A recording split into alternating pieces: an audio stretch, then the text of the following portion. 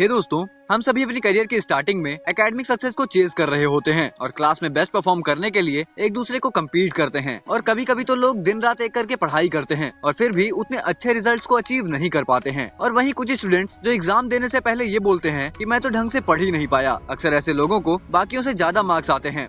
इसका reason author Cal Newport अपनी book how to become straight A student में define करते हुए कहते हैं कि हमें स्टडी हार्ड पर नहीं, स्टडी स्मार्ट पर फोकस करना चाहिए। जो ए ग्रेड स्टूडेंट होते हैं वो बाकियों से ज्यादा मेहनत नहीं करते, वो भी सेम नंबर ऑफ आवर्स के लिए पढ़ते हैं। वो कई बार तो बहुत कम स्टडी करते हैं, पर उनका सीक्रेट होता है कि वे उस टाइम को बहुत ही इफेक्टिवली यूज करके पढ़ते हैं। वो कुछ ऐसी स्ट्रेटजी और टेक्निक्स का यूज करते हैं जिससे कि वो कम से कम टाइम में ज्यादा से ज्यादा और इम्पोर्टेंट नॉलेज ले पाते हैं। और ऑथर कॉल इसके पीछे का रीजन और सीक्रेट कुछ इंपॉर्टेंट पॉइंट्स में एक्सप्लेन करते हैं, जिन्हें हम आज की वीडियो में एक एक करके देखने वाले हैं। So without wasting any time, let's get started. So tip number 1, quiz and recall. कई सारे स्टूडेंट एक बहुत बड़ी मिस्टेक कर रहे हैं। अगर उन्हें कोई चीज पढ़नी होती है या उन्हें कुछ याद करना होता है तो वो पहले बुक या फिर क्लास के लेक्चर्स अटेंड करके उस चैप्टर या टॉपिक्स के नोट बनाते हैं और फिर उन्हें याद करने के लिए बार बार उन नोट्स को पढ़ते रहते हैं। उन्हें रीड करते हैं जिससे उन्हें लगता है कि वो बहुत अच्छा कर रहे हैं, और वो एक लाइन पढ़ते हैं और इमीडिएटली आंखें बंद करके उसे रिपीट करते हैं और उन्हें लगता है कि उन्हें शायद सब कुछ याद हो गया है। पर असल में वो इन्फॉर्मेशन उनकी शॉर्ट टर्म मेमोरी में स्टोर हुई होती है, जो लॉन्ग टर्म में उन्हें याद भी नहीं रहती। कई साइंटिस्ट तो ये तक कह चुके हैं कि ऐसा करना स्टूडेंट्स में एक इल्यूजन क्रिएट करता है, जिससे उन्हें बार बार एक ही चीज पढ़कर लगता है कि उन्हें सब कुछ याद हो चुका है। पर जब एग्जाम में उन्हें सेम क्वेश्चन पूछा जाता है तो उन्हें कुछ याद ही नहीं आता, क्योंकि वो अब तक पढ़कर याद कर रहे थे और एग्जाम हॉल में वो पढ़कर आंसर नहीं कर सकते। आइंस्टीन का भी कहना था कि if you can't explain it simply, you don't understand it well enough. इसीलिए ऑथर कहते हैं कि जब आप क्विज एंड रिकॉल मेथड का यूज करते हो, जहाँ आपने जो पढ़ा है उसे बार बार पढ़ के याद करने की बजाय अगर आप उसे खुद को समझाने लगते हो, जहाँ आप खुद ही खुद के स्टूडेंट और अपने ही टीचर होते हो, बजाय रट्टा मारने के अगर आप उसे लिख लिख के समझते हो, अपने आप को एक्सप्लेन करते हो और बार बार लिखते हो, तो अब जब भी आपसे वो सेम क्वेश्चन पूछा जाएगा तो आपकी राइटिंग और एक्सप्लेनिंग मेमोरी फिगर आउट हो जाएगी और आप एग्जाम में अच्छे से आंसर्स को लिख पाओगे, क्योंकि आपने लिखने की भी प्रैक्टिस की थी और आपने सिर्फ पढ़ा ही नहीं था बल्कि उन चीजों को प्रैक्टिकली समझा था। टिप नंबर 2,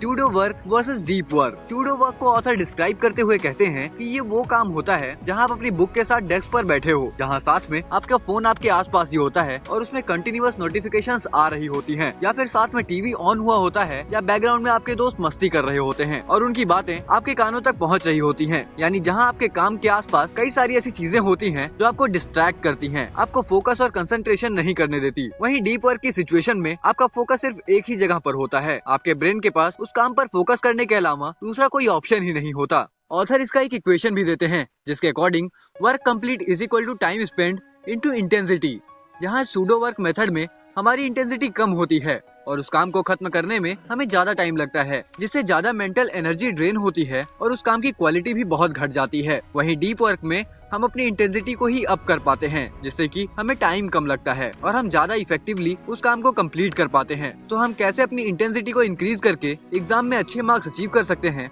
इसका सोल्यूशन ऑथर थर्ड पॉइंट में बताते हैं, जो है वेयर, व्हेन एंड हाउ। इसमें ऑथर कहते हैं कि हमें खुद से ये 3 सवाल पूछने चाहिए, where, when and how long. Where के लिए आपको आइसोलेशन प्लेस देखना चाहिए, जहाँ कोई भी आपको डिस्टर्ब ना करे, जहाँ आप अकेले हो, आसपास कोई लोग ना हो और आपका फोन भी साइलेंट होना चाहिए। अपने डेस्क पर सिर्फ अपने काम की चीजें रखो। व्हेन यानी जितना जल्दी हो सके उतना जल्दी पढ़ना चाहिए, क्योंकि ऑथर के अकॉर्डिंग जैसे जैसे दिन गुजरता रहता है हमारी मेंटल एनर्जी खर्च होती रहती है और आखिर में बहुत कम एनर्जी बचती है। इसीलिए आपको सुबह जल्दी उठकर अपना मॉर्निंग रूटीन फॉलो करके जल्दी से जल्दी अपने काम पे लग जाना चाहिए। जो आपका मोस्ट प्रोडक्टिव टाइम होता है उसी में आपको मोस्ट प्रोडक्टिव काम भी करना चाहिए। और हाउ लॉन्ग के लिए ऑथर कहते हैं कि आपको अपने काम को 50 मिनट्स के मल्टीपल सेक्शंस में डिवाइड कर देना चाहिए, जिसमें अगर 50 मिनट्स के बाद आपको 10 मिनट का ब्रेक लेना चाहिए। और आप शुरुआत में 30 मिनट्स का टारगेट भी सेट कर सकते हो, जहाँ पर 30 मिनट्स के बाद आपको 5 मिनट्स का ब्रेक लेना चाहिए और धीरे धीरे इस टाइम स्पैन को इंक्रीज करते जाओ और ऑटो पायलट शेड्यूल बनाओ। अगर आप स्टडी करते हो तो आपका काम फिक्स्ड होता है, आपको अपना सारा सिलेबस पता होता है, आपकी क्लासेस फिक्स्ड होती हैं, आपके सारे टेस्ट और एग्जाम भी फिक्स्ड होते हैं। ऑथर कहते हैं कि हमारी स्टडी की टाइमलाइन ऑलरेडी स्टैब्लिश होती है, हमारे पास सभी असाइनमेंट और प्रोजेक्ट की डेडलाइन होती है, जो जनरली आपके स्कूल और कॉलेज के टीचर्स डिसाइड करते हैं। जहाँ ये सब चीजें कोई और ही फिक्स कर रहा होता है तो आपका इस पे कोई और कंट्रोल नहीं होता है। बट आपको एक चीज बहुत अच्छे से कंट्रोल करनी पड़ती है, वो है आपका अपना स्टडी शेड्यूल। यानी आप अपने सारे एकेडमिक गोल्स को कैसे अचीव कर सकते हो, उसके लिए आपको हर दिन कितना पढ़ना होगा, आपको इन सभी की प्लानिंग करनी चाहिए। जिससे कि हम अपने शेड्यूल को ऑटो पायलट पर डाल सकें। फॉर एग्जाम्पल, मान लो आपको फ्राइडे को पता चलता है कि आपका नेक्स्ट फ्राइडे मैथ्स या फिर किसी और सब्जेक्ट का टेस्ट है, जिसमें आपको एक पर्टिकुलर चैप्टर की ही प्रिपरेशन करनी है। अब जनरली स्टूडेंट स्टार्टिंग डेज से ही कुछ नहीं पढ़ते, फिर लास्ट में कुछ ही दिन में बहुत ज्यादा पढ़ाई करना शुरू करते हैं। कुछ तो एक रात पहले ही पढ़ने बैठते हैं, जिससे उनका बाकी का शेड्यूल खराब हो जाता है। साथ ही इतने कम टाइम में पढ़कर आप अच्छे रिजल्ट भी नहीं ला पाते और आप एक इल्यूजन में रहते हो कि मुझे सब कुछ याद हो गया है, लेकिन आपको एक्चुअल में कुछ भी याद ही नहीं होता है। जिसके लिए आपको ये करना चाहिए कि आप इस टेस्ट के लिए 7 डेज के लिए यानी नेक्स्ट फ्राइडे तक का एक फिक्स टाइम ब्लॉक कर दो, जिस एग्जैक्ट टाइम पर आप सिर्फ और सिर्फ उस टेस्ट के लिए ही प्रिपेयर करोगे, जहां आप हर दिन सिर्फ 1 घंटे के लिए पढ़ोगे, जो कि कंसिस्टेंटली करने पर आपका ब्रेन उसे अच्छे से ऑब्जर्व कर पाएगा और आपका पूरा दिन भी प्रोडक्टिव जाएगा।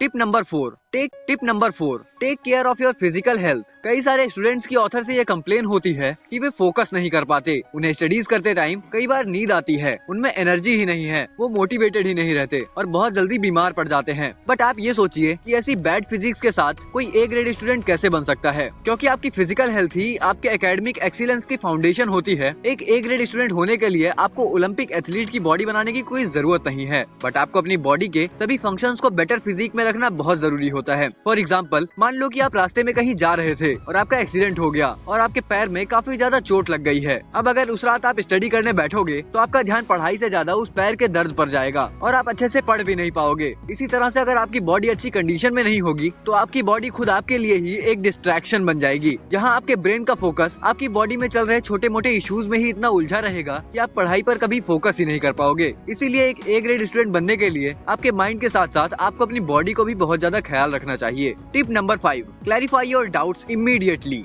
कई स्टूडेंट्स पढ़ते टाइम अपने डाउट्स को बचा कर रख लेते हैं, जिन्हें वो एग्जाम्स के कुछ हफ्ते पहले ही क्लियर करना शुरू करते हैं, जिससे वो एग्जाम्स को लेकर और पैनिक होने लगते हैं। जिसका ऑथर कहते हैं कि एक ही सॉल्यूशन है, ask question a lot of them. जितने भी ए ग्रेड स्टूडेंट होते हैं उन सभी में एक चीज कॉमन होती है, उन्हें चीजों की बहुत ही डीप नॉलेज होती है। ऐसा नहीं होता कि वो कुछ बहुत ही ज्यादा इंपॉर्टेंट पढ़ते हैं और अगर उन्हें समझ नहीं आता तो वे उसे छोड़ देते हैं, बल्कि उस डाउट को वो इमीडिएटली क्लियर करते हैं, क्योंकि ए ग्रेड स्टूडेंट कभी हाफ नॉलेज में बिलीव करते ही नहीं है। इसीलिए अपने मार्क्स को इंक्रीज करने के लिए आपको इस स्ट्रॉन्ग हैबिट को डेवलप करना बहुत जरूरी है, जिसके लिए आपको रेगुलर क्लासेस अटेंड करनी चाहिए। कुछ लोग क्लासेस ज्वाइन करने को बहुत इंपॉर्टेंस देते हैं, वहीं कई स्टूडेंट्स को लगता है कि वो टीचर्स के बिना भी पढ़ सकते हैं और सेल्फ स्टडी से अच्छा स्कोर कर सकते हैं, बल्कि ये बिल्कुल भी सच नहीं होता। आपका टीचर चाहे कितना भी बोरिंग हो, उनकी क्लासेस ज्वाइन करने से, उनसे क्वेश्चन पूछने से, आपके डाउट क्लियर करने से आप अपना ज्यादा से ज्यादा प्रीशियस टाइम सेव कर लेते हो और उसे ही आप उन क्वेश्चंस को प्रैक्टिस करने में लगा देते हो और ज्यादा तेजी से कॉन्सेप्ट को समझ सकते हो, उन्हें याद कर पाते हो, जो कि सेल्फ स्टडी से अच्छा स्कोर कर पाना बहुत ही मुश्किल होता है। तो दोस्तों, ये थी कुछ टिप जिसका यूज करके आप एग्जाम में अच्छा स्कोर कर सकते हो। तो अगर आपको वीडियो अच्छी लगी हो तो वीडियो को लाइक करके चैनल को सब्सक्राइब जरूर कीजिएगा। हम मिलते हैं किसी और नॉलेजेबल वीडियो में, तब तक के लिए ऑल द बेस्ट।